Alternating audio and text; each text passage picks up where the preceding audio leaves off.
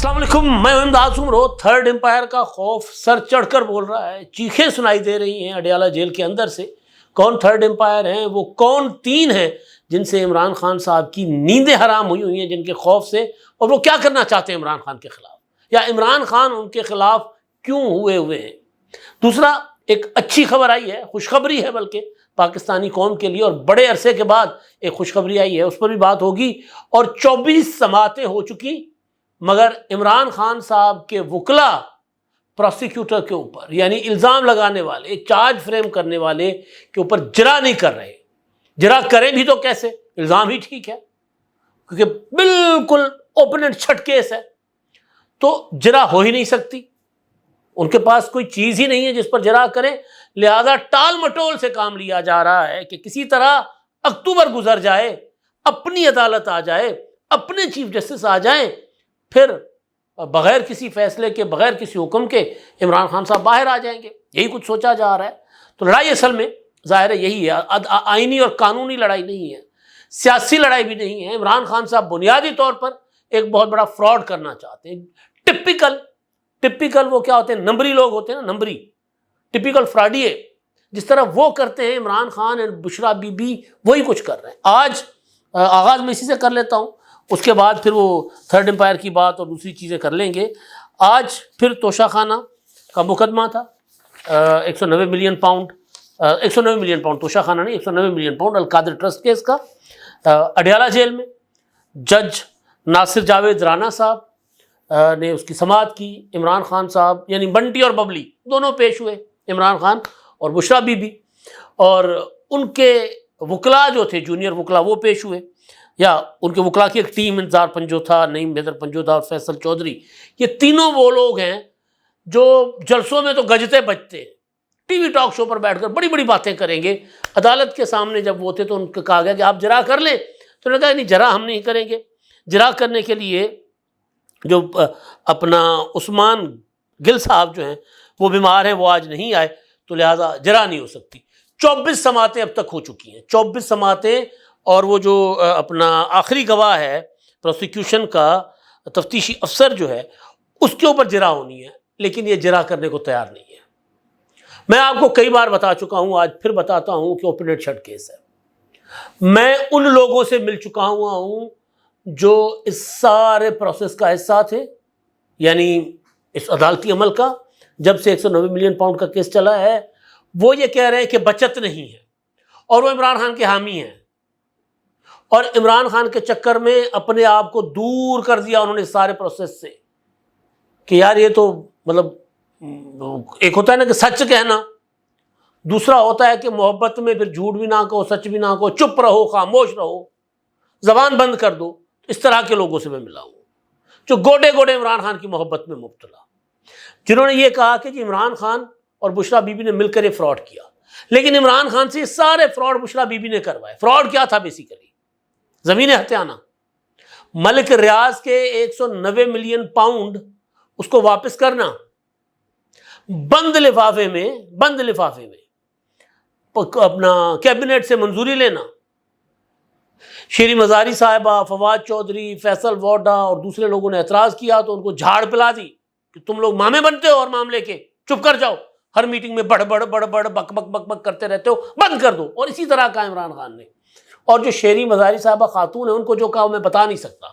پھر اگلی میٹنگ میں ساروں نے لب سی لیے تھے، چپ تھے، گردنیں جھکا کر بیٹھے ہوئے تھے، اور خان صاحب نے یوں لہرایا لفافہ فراڈ کی طرح، کسی دو نمبری کی طرح، وہ لفافہ لہرا کے کہا کہ جی یہ جو ہے وہ منظوری دے دے، اس کی منظوری دے دی، اور اس منظوری کی بنیاد پر ملک ریاض کو 190 ملین پاؤنڈ جو پاکستان سے چرائے ہوئے تھے، منی لانڈرنگ کی ہوئی تھی، برطانیہ والوں نے پکڑے تھے، وہ اس کو دے دیے، اور پھر یہ کہا کہ ہم نے آؤٹ آف کورٹ سیٹلمنٹ کر لی ہے، اور برطانیہ کو کہا کہ جی ہم اس کو جو ہے وہ مقدمہ نہیں لڑنا چاہتے، اور آؤٹ آف کورٹ سیٹلمنٹ ہو گئی، لو جی ہو گئی۔ شہزاد اکبر نے الگ سے ڈاکے مارے، اور بشرا بی بی نے الگ سے زمینیں لیں، فرا گوگی نے الگ سے زمینیں لیں، القادر یونیورسٹی کے لیے الگ سے زمینیں لیں، اور پھر عمران خان صاحب جو ہیں وہ سینہ تان کے، ایک تو چوری، اوپر سے سینہ زوری، سینہ تان کے کہتے ہیں جی میں نے زمینیں لیں، پہلے زمینیں لیں، پیسے بعد میں واپس کیے، اور زمینیں تو میں نے ٹرسٹ کے لیے لیں،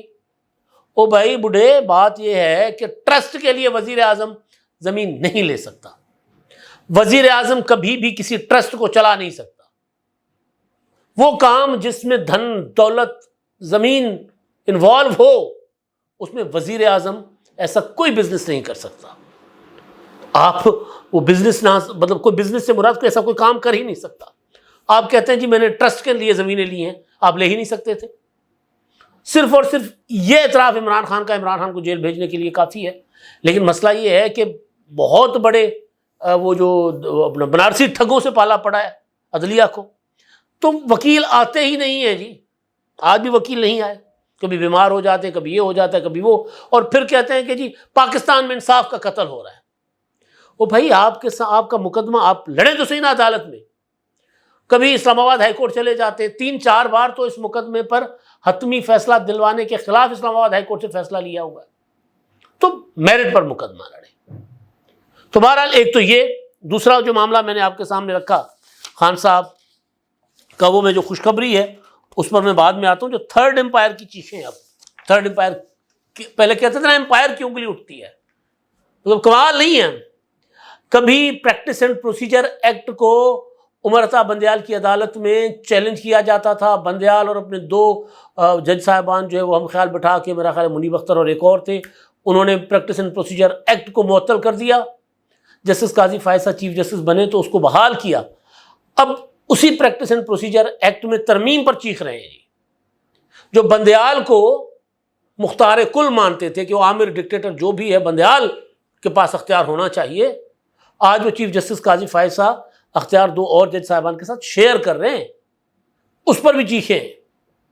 تو وہ عمران خان جو کہتا تھا جلسے میں کہ جی تھرڈ امپائر کی انگلی اٹھنے والی ہے، اور ایک دن جب امپائر نے بلایا تو ایسے جیسے 17-18 سال کا بچہ اس کی شادی کی خواہش پوری ہو رہی ہو نا، تو جب اس کی بارات نکلے تو بارات میں اس کے چہرے سے اس کی خوشیاں اور باقی خواہشات چھپ نہ رہی ہوں. تو اس طرح عمران خان صاحب کو جب دھرنے میں جنرل راحیل شریف نے بلایا تھا تو گاڑی میں بیٹھ رہے تھے تو اندھیرے میں بھی جو ہے نا وہ لالیاں ٹپک رہی تھی چہرے سے.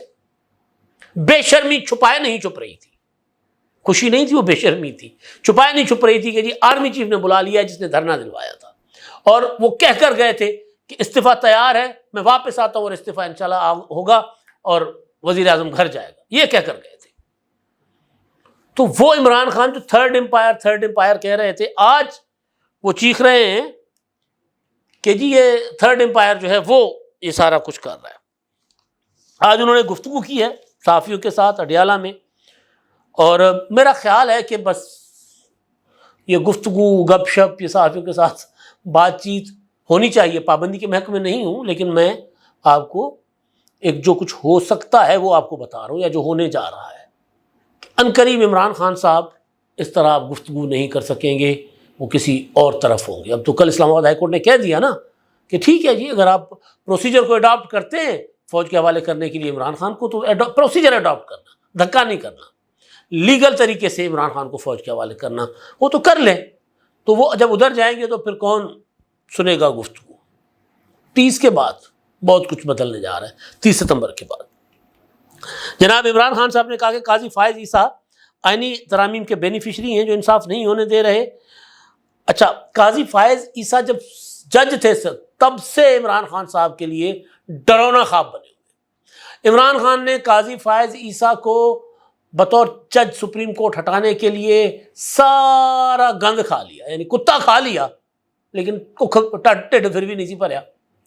پھر جب قاضی فائز عیسیٰ بحال ہو گئے، چیف جسٹس بننے لگے، تو عمران، آپ نے 3 ایڈیٹ دیکھی ہے نا مووی، جس میں وہ چتر وہ اینڈ پہ جا کر عامر خان کو مان لیتا ہے کہ ہاں جی مجھے تو پتا تھا کہ تم بڑے ہو کے بڑے آدمی بنو گے. تو اسی طرح عمران خان جو قاضی فائز عیسیٰ کا راستہ روکنے کی کوشش کرتے رہے، جب چیف جسٹس قاضی فائز چیف جسٹس بنے، کہا جی قاضی فائز سے تو میری کوئی لڑائی نہیں تھی، میں نے تو وہ ریفرنس ہی دائر نہیں کیا تھا، وہ ریفرنس بھی مجھے DGISI نے اور آرمی چیف نے بھیجا تھا. مطلب اتنا، بہرحال میں کیا لفظ استعمال کروں. تو وہ صاحب جو ہیں پھر جب قاضی فائز عیسیٰ کو رام کرنے کی کوشش کی، انہوں نے آئین اور قانون کی لائن نہیں چھوڑی، تو پھر ان کو گالیاں دینے شروع ہو گئے. اب وہ کہہ رہے ہیں کہ جو کچھ ہو رہا ہے پاکستان میں یہ قاضی فیصلہ کے لیے ہو رہا ہے, آئینی عدالت غیر آئینی ہوگی. بھائی آئینی عدالت اگر پارلیمنٹ ترمیم کر کے بناتی ہے نا, اور یہ آج کا مدعا نہیں ہے آئینی عدالت کا, اس کو 20-25 سال ہو گئے, تو آج کے حالات میں اگر یہ ترمیم سوچی جاتی یا یہ کوئی اس طرح کا کوئی تبدیلی لانا چاہتا عدالتی نظام میں, تو پھر ہم کہہ سکتے تھے. لیکن یہ تو پرانا ایجنڈا ہے اور قوم اور ملک کے مفاد میں ایجنڈا ہے. جو لوگ امپائر کو ملا کے کھیلنا چاہتے ہیں ان کے اگینسٹ ہے.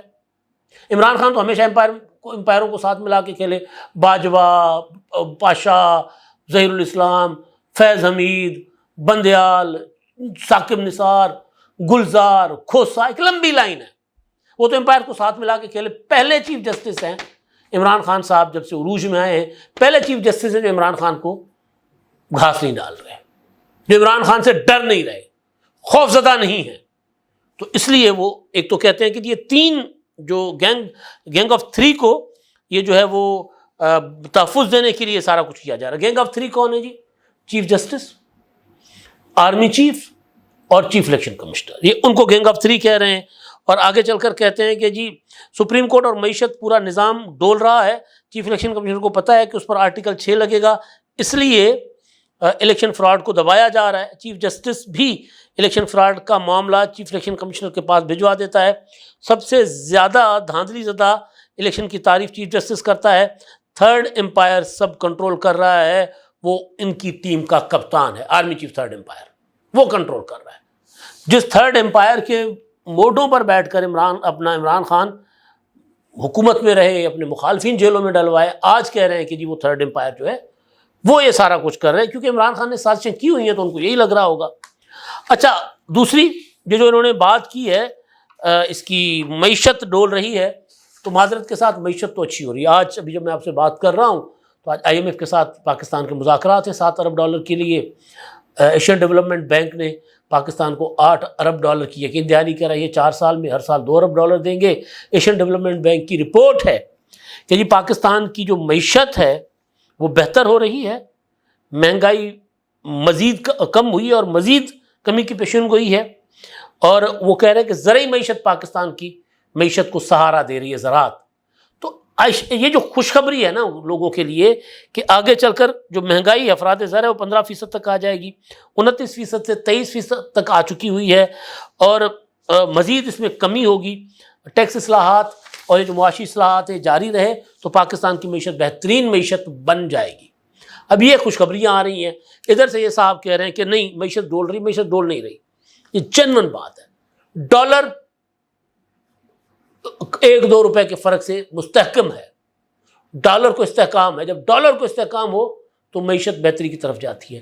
بجلی کا معاملہ ہے, بجلی کے معاملے میں حکومت پہلے ادھر ادھر ہاتھ پاؤں مار رہی تھی. کچھ حکومت کے اپنے مفادات تھے, کچھ ان کے فرنٹ مین ہوں گے, سیاستدانوں کے IPPs تھی ان کے اوپر بھی حکومت نے ڈنڈا چلانا شروع کر دیا. میں بڑے عرصے سے کہہ رہا ہوں کہ گوہر اعجاز کو ایسی میدان میں اتارا گیا, جو تھا حافظ نعیم الرحمان کا جلسہ جو ہے وہ ایویں ہی نہیں تھا. وہ جو دھرنا تھا راولپنڈی والا وہ سارا کچھ پلانڈ تھا, اسٹیج تھا. اب پھر حافظ نعیم الرحمان نے کہا کہ ہم اب لانگ مارچ کریں گے بجلی کی قیمتیں کم کرنے کے لیے. پریشر ڈالا جا رہا ہے. کچھ IPPs کو حکومت نے کہا ہے کہ اگر آپ نے وہ جو قیمتیں کم کرنی ہے, معاہدہ جو ہے دوبارہ اس پہ نظر ثانی کرنی ہے تو ٹھیک ہے, ورنہ پھر آپ کے خلاف ایکشن ہوں گے. وہ راضی ہو گئے ہیں, IPPs بھی راضی ہو رہی ہیں.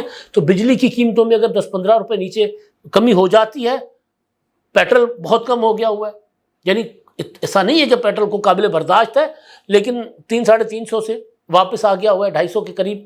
تو بجلی کی قیمتیں بھی اگر تھوڑی سی مستحکم ہو جائیں گی. اور دوسرا وہ جو معیشت کی بات کر رہے ہیں بڑے افلاطون, وہ کیا ہوتا ہے اپنا انٹرسٹ ریٹ جو ہے شرح سود وہ کم ہو گئی ہے, پوری 5% شرح سود کم ہوئی ہے بتدریج. تو یہ اشاریے ہیں کہ معیشت بہتری کی طرف جا رہی. اس لیے لالے پڑے ہوئے ہیں کہ جی اب لاہور میں بھی جلسہ کریں گے 5 اکتوبر کو, 28 کو جو جلسہ کریں گے, راولپنڈی میں جلسہ کریں گے, ورنہ احتجاج کریں گے, کیونکہ نظر آ رہا ہے کہ معیشت بہتر ہو رہی ہے. معیشت بہتر ہو گئی, لوگوں کو 25% بھی اگر ریلیف مل گیا نا تو لوگ عمران خان کو بھول جائیں گے, جیل میں سڑتا رہے, لوگ نکل نہیں رہے, بعد میں بھی نہیں نکلیں گے. تو یہ پریشانی ہے, یہ تکلیف ہے.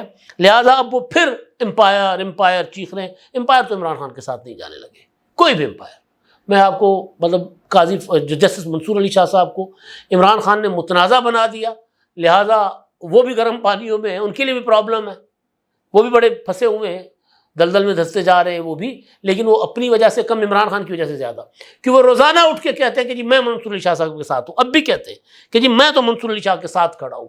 جب عمران خان منصور علی شاہ کے ساتھ کھڑے ہیں تو منصور علی شاہ صاحب جتنے مرضی ایماندار، دیانتدار، آئین کے پاسدار جج ہوں، لیکن عمران خان نے ان کی بھی لوٹیاں ڈبو دی۔ میں نے آج صبح کے ولاگ میں کہا تھا کہ بھائی یہ بدبخت جس کو ہاتھ لگاتا ہے وہ مٹی بن جاتا ہے۔ تو منصور علی شاہ صاحب بھی بیچارے اب پریشان ہیں کہ وہ جائیں تو جائیں کہاں، کریں تو کیا کریں، لیکن بہرحال حالات بہتری کی طرف جا رہے ہیں۔ عمران خان تھرڈ امپائر سے ڈر رہے ہیں، جیل سے چیخیں آ رہی ہیں، اگلے کچھ دن یعنی 1-1.5 ہفتہ اگلا عمران خان اور ملک کی سیاست کے حوالے سے بہت اہم ہے۔ اب تک کے لیے اتنا ہی، اللہ حافظ۔